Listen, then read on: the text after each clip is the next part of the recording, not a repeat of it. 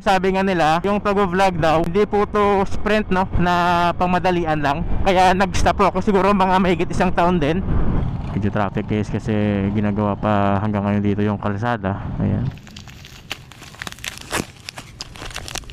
So yung haba pala nito guys, yung wiring niya po is 3 meters po no. Ito na po yung external microphone po natin. So nagkasama siya guys na maliit na parang adapter din po no. Ayan, ito po. Medyo makapal din po yung foam niya dito. What is up guys, Les Pontes po, let's for another vlog po natin. So for this vlog guys, dumating na pong order po natin no? Ito po, yan. Ito po ay external microphone. Okay, so gagamitin po ito natin guys sa pag-vlog po natin habang tayo yung nagmumotor no. So yung binayaran ko nito lahat guys, 269 pesos po no. So saktong sakto guys, papasok po ako ngayong trabaho. Matitest po natin kung effective ba talaga itong external microphone po no. Kasi yung GoPro po natin guys, pag masyadong malakas yung hangin, yung quality po ng audio natin pangit na po no. Kasi hindi niya na po na-filter yung hangin. Kaya nag-search po ako sa Shopee. So ito po yung popular na binibili ng mga motovlogger po no. Ayan. So yung mangyayari nito guys, habang nagre-record yung GoPro po natin, ito pong phone natin, dito po siya magre-record kasi i-connect natin dito. And then yung microphone niya na ganito, ilalagay po natin to sa loob ng helmet po natin no. Mamaya i-compare po natin kung talaga bang ma-filter po nito yung lakas na hangin habang tayo nagbibiyahe no. Okay, so walang paligo-ligo pa guys, let's go. Alright guys, so naka-on na po yung external mic po natin no. Ayan, so kung nakikita nyo po, ongoing na po yung record nya. So time check, it's already 7:29 po ng umaga. Ayan. So naka-all set na po tayo no. Wala naman po tayong may nalimutan. Phone charger, baon, etc. Okay na. So hopefully magiging maganda yung testing po ng external mic po natin no. Ayan. Yung mga nakita ko guys sa reviews po nila, yung isa sa mga feedback po doon is yung pati yung paghinga daw po ay nakukuha po ng external mic na po ito no. So kaya yung kanilang ina-advise guys, medyo ilayo daw po sa bibig yung microphone. Yan.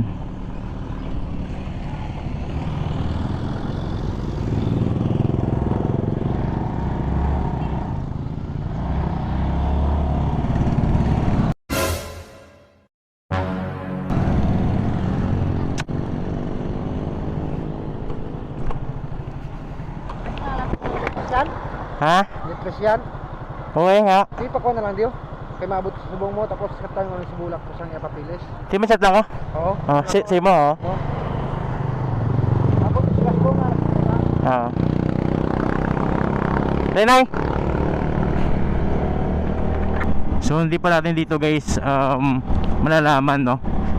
Mas maganda mamaya sa highway pag medyo malakas na yung hangin, para malalaman talaga natin kung na-filter niya po ba ng maayos yung hangin. Okay. Hello, sound check.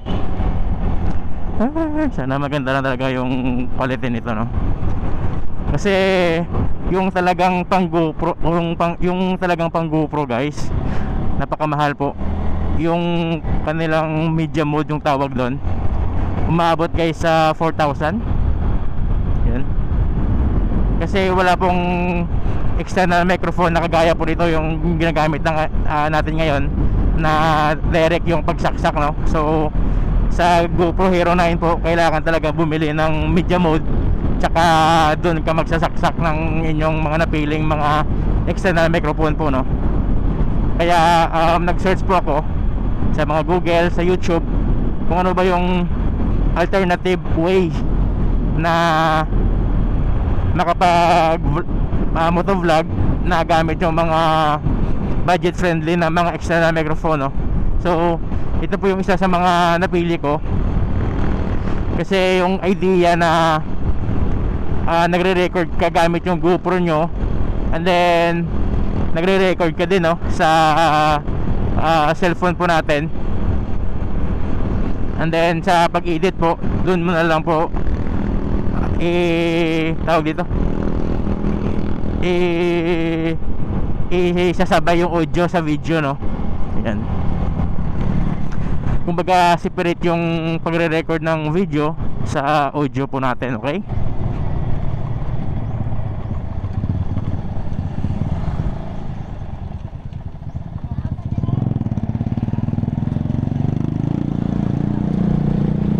So yung dami pasero guys, no? May dumaong siguro na barko doon sa port dito sa Bayang. Kasi meron na po tayo doon na ano Ruro.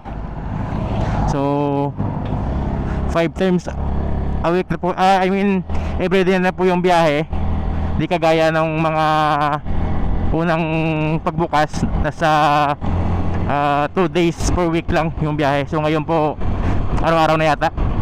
Yan. Kaya yung iba dito na lang sila dumadaan, no? Kaysa doon sa Lubangas. So dito nakakasave po sila ng pamasahe at saka sa oras na din. So nasa highway na tayo guys. Sound check. Kamusta yung audio po natin? Yan. So medyo malakas na yung hangin guys, no? So sana lang nafi-filter ng maayos yung hangin ng ating external mic. Mura na to guys, 269 kasama na yung shipping fee. Goods naman yung mga reviews, nasa 4.5. Salamat po sa lahat ng mga sumusuporta po sa atin, sa lahat ng mga subscribers po natin. So kung napapanood nyo to guys, at kung nagustuhan yung vlog na to, baka naman pwede po kayo mag-subscribe, and then hit nyo na rin po yung like button, and then yung notification bell para po ma-notify po kayo, no, sa mga bagong uploads po natin. Okay.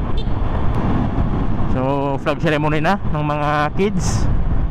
So hindi pa naman guys sila nagsa-start ng kanilang flag ceremony. Ayan. Ayan.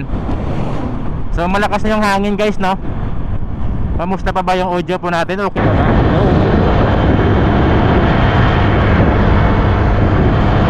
Ang dumi ng motor po natin guys, oh. Hindi tayo nakapaghugas. Kasi busy kasi guys yung day off po natin ngayon. Pumunta pa kami sa lugar ni Mrs. nung Biyernes. Kasi fiesta po doon sa kanila. And then kinaumagahan po umuwi po kami. So medyo pagod pa. And then nung Sunday naligo po kami sa dagat, no? As usual guys, takbo pugi lang po tayo. Chill lang muna tayo. Yan. Kasi ang hangin. Kamusta pa ba yung audio natin? Okay pa ba? Sana. So may mga vlog pa tayo guys na mga nauna, no? Hindi lang natin guys na-edit kasi minukulang po tayo sa oras. So may mga nakapending pa tayo na mga videos or na mga vlogs na kailangan pa natin i-edit. Ito yung isa sa mga challenges guys pag isa ka pong aspiring YouTubers. Halimbawa mag-vlog ka and then mag-i-edit ka pa ng vlogs mo, diba? So minsan actually madalas na po akong gumigising ng mga madaling araw, no? Mga 3 AM para lang po mag-edit ng vlogs po natin. So after kung okay na yung vlog po natin, yung sa thumbnail pa po, no?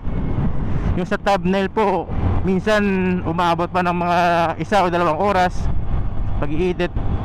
Yan. Yun yung mga challenges sa pag-vlog. Pero enjoy lang natin guys, no? Kumbaga yung sabi nga nila, yung pag-vlog daw hindi po to sprint, no? Na pangmadalian lang. Na halimbawa mga 100 meter sprint lang. Ito po ay isang marathon. Okay? So enjoy lang natin yung process. Ngayong araw guys, siswertein din tayo, no? Enjoy lang po natin yung journey po natin, no? Sa mundo ng YouTube. Ayan. So salita ako ng salita dito guys, no? Hindi po natin alam kung nakukuha pa maigi yung audio po natin. Ayan. So kailangan ba na pag nagmumotovlog po, kailangan ba talaga vocal? Diba? Kasi yung ibang mga masyado silang madaming kinukwento which is na maganda kasi aside sa videos na nakukuha, yung kanila pang sinishare na kahit anong mga kwento. Check natin kung nagre-record. Ayan, so nagre-record naman. So hindi na tayo guys napag-vlog sa Vindo Car Wash business po natin kasi medyo busy pa sa mga ibang vlogs. Pero baka sa next day po guys, baka makapag-vlog po tayo. Kasi yung Vindo Car Wash business po, yun po yung talagang naging pundasyon ko sa pag-vlog, no. Yun po yung kasi yung mga naunang content ko po, yung sa Vindo Car Wash series po natin, ay yung sa Vindo Car Wash business po natin. Doon po yung dumami yung subscribers po natin, no. Nag-stop ako guys dati kasi nagfo-focus lang ako guys sa Vindo Car Wash business, no. So dumating yung point na naubusan po ako ng maiko content, kaya nag-stop po ako. Siguro mga mahigit isang taon din nung nag-stop po tayo sa pag-vlog. Pero bumalik po yung gana po natin sa pag-vlog, no, kasi sinabi ko na hindi naman kailangan na mag-focus tayo sa isang content lang. So kung pwede kumaga pang kalawakang content guys, no. Halimbawa pagmumotor, travel, reviews, mga ganon, diba? Kaya ito na naman tayo guys, nagvo-vlog. So 866 na po tayo, no, subscribers. So konti na lang guys, 1,000 subscribers na po tayo. Kaya kung hindi ka pa nagsasubscribe, mag-subscribe ka na. Salamat. Grabe guys, oh. Wasak. Matagal na yan dyan Pag mga ganun siguro yung damage, wala na sigurong chance na ma-repair pa yun, no? Parang totally damaged na So okay lang kung may insurance yun. Kakabar pa ba yun ng insurance yun? Siguro, no? Ganda, Raider, Suzuki Raider 150. So wala na ako mega kwento guys, tahimik na po tayo. Yan. Malapit na naman po tayo sa nagtatrabuhan po natin This marketing, yung daming motor, So dyan po ako guys kumuha ng Suzuki Smash ko po, no. Pero dati hindi po dyan yung kanilang pwesto, doon po yun sa Tulay. Yan. So gamit po natin ngayon guys Mio Sporty. Ayan. Isa sa mga nagandaan ko dito guys, kasi napaka-convenient po sa biyahe. Katulad po niya, no, yung bag ko andyan lang. So pag mamalingki po tayo, ayan, so marami kang malalagay guys. So huwag ka lang maghanap ng talagang pamalakasan na makina, kasi ano lang naman to guys 115cc. So medyo traffic guys, kasi ginagawa pa hanggang ngayon dito yung kalsada. Ayan. Wala na. Sige late na kami. So nakalimutan po natin magpagas guys. So sa susunod na lang po pag uwi po natin, no? Ang takaw pa naman ito sa gasolina. So kaway po dyan, no, sa mga Mio Sporty na user. Laging gutom sa gas. Okay guys, nandito na po tayo. Ayan. So hanggang sa susunod na vlog po natin guys. Maraming salamat sa lahat ng mga nanood. See you in my next vlog, okay? Peace.